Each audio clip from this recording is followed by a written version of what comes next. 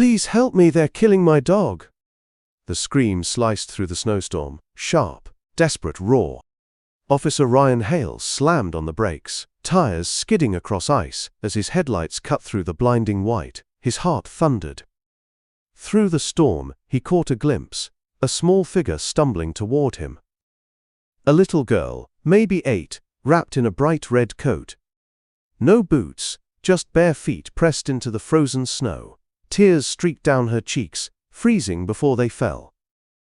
Her voice broke between sobs. Please, mister, they're hurting him.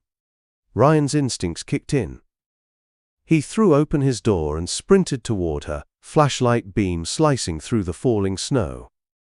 What's your name? He called out.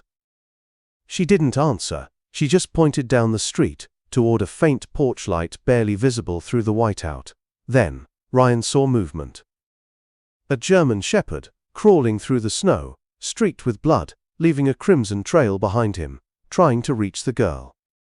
Lightning flickered across the sky, illuminating the horror in one flash. Ryan's stomach dropped. He drew his weapon and charged toward the house, boots crunching against the ice. He didn't know it yet. But that one cry for help would change everything, and break his heart in ways he could never forget. Soft cue, transition tone for narration intro. Before we begin, make sure to hit like, share and subscribe. And tell us in the comments, where in the world are you watching from? I love seeing how far these stories reach. Scene 2. Storm intensifies. Snow fell thick and heavy over the quiet little town, blanketing every rooftop and silencing every sound. Until that scream tore through the night. Please! Somebody help, they're killing my dog. Officer Ryan Hale's pulse spiked. He slammed the brakes and swung his door open, boots sinking into knee-deep snow. The cold hit him like knives. Ahead, through the swirling white, the girl stumbled forward. Tiny, terrified, shaking. Her red coat looked like a flare in the endless snow. Please, she gasped, they're hurting him. Ryan knelt beside her, steady but urgent. Hey, it's okay, you're safe. Tell me what happened. Her voice cracked. They hit him because he barked. He didn't do anything wrong. Please, you have to save him. Ryan's chest tightened. Then, faint barking.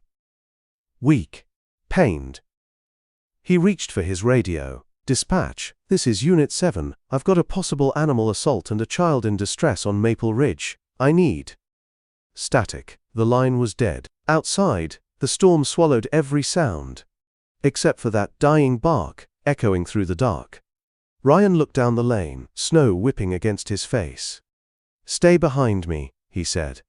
The girl nodded, clutching her coat tight. Together they pushed through the storm, his flashlight sweeping side to side. They turned the corner, and Ryan froze.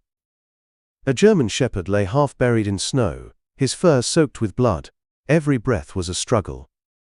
2 men stood nearby, one clutching a metal pipe, the other sneering. Should have kept that mutt out of our yard, one muttered. Ryan's voice cut through the wind like a gunshot. Drop it. Now both men spun around, startled officer. Wait. This isn't what it looks like. It's exactly what it looks like, Ryan snapped. He stepped forward, hand on his holster, placing himself between the men and the dog. The girl broke past him, collapsing beside the shepherd. Max, please wake up. Her sobs pierced the storm. Ryan knelt beside her, gently brushing snow off the dog's fur. He's alive, he said under his breath. Barely. Quote. He turned his gaze on the men again. Don't move, either of you. Then he looked back at the little girl. We have to get him out of here. Now, without a second thought, Ryan lifted the bleeding shepherd into his arms. The dog's heart was faint, but still there. The girl followed, clutching Max's torn leash. Please don't let him die, she sobbed. Scene 3. Inside patrol car. Ryan laid Max carefully across the back seat, snow melting into blood. He jumped behind the wheel, fingers trembling as he turned the key. Hang in there, buddy, he whispered. The heater roared to life, filling the car with the scent of wet fur and iron. The girl slid in beside Max, wrapping her hands around his paw. He saved me once, she whispered through her tears. When my mum left, he stayed. He never left me. Ryan glanced in the mirror. Max's eyes half open, fading in and out. He pressed his radio again. Dispatch. Come on. Static. Nothing. Not tonight, he muttered. He's not dying tonight. Snow hammered the windshield. The world outside was just white chaos. The car fishtailed on a curve. But Ryan didn't slow down. Through the storm a faint red glow appeared. A vet clinic sign. He slammed the brakes. We made it. Quote. Scene 4. Veterinary clinic. The doors burst open. Ryan rushed inside, carrying Max against his chest. He's losing blood fast, he shouted. A weary vet in scrubs ran forward with her team. Exam room 2. Hurry! The little girl clung to Ryan's coat, her voice trembling. Please don't let them take him away. Ryan knelt, holding her shoulders. They're helping him, sweetheart. He's safe now. Behind the glass, the vet worked quickly. Oxygen mask, IV line, chest compressions. The sound of beeping monitors filled the small room. Minutes stretched into eternity. Then, the vet stepped out, peeling off her gloves. He's critical, she said softly. Internal bleeding. We're doing everything we can. The girl's lip trembled. Can I stay with him? The vet nodded. He'll know your voice. That helps. The girl moved to Max's side, whispering through her tears. Don't go, Max. Please don't go. The vet turned to Ryan. Officer, we found a microchip. He's not just any dog. Ryan frowned. What do you mean? She showed him the scanner. He's a retired canine name. Maximus. Ryan stared through the glass, realizing the truth. This wasn't just a rescue, it was the return of a hero. Scene 5. Hours later.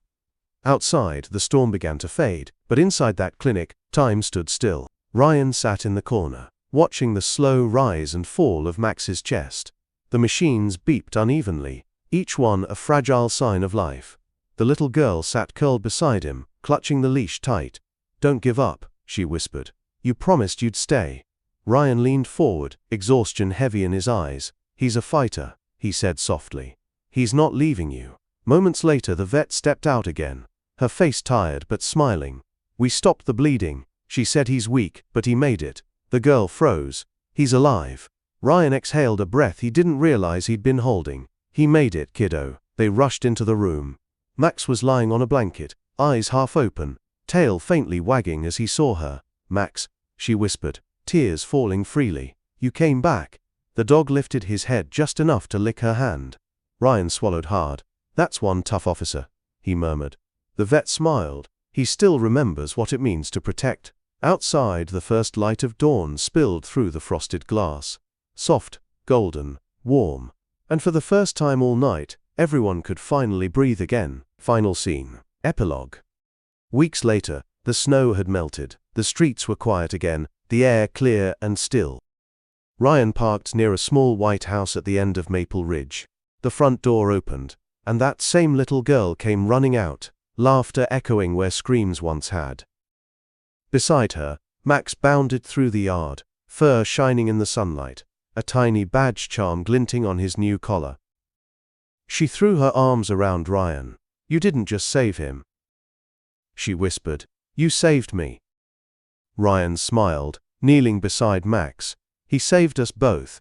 Max barked once, tail wagging, eyes bright, loyal, alive, home again.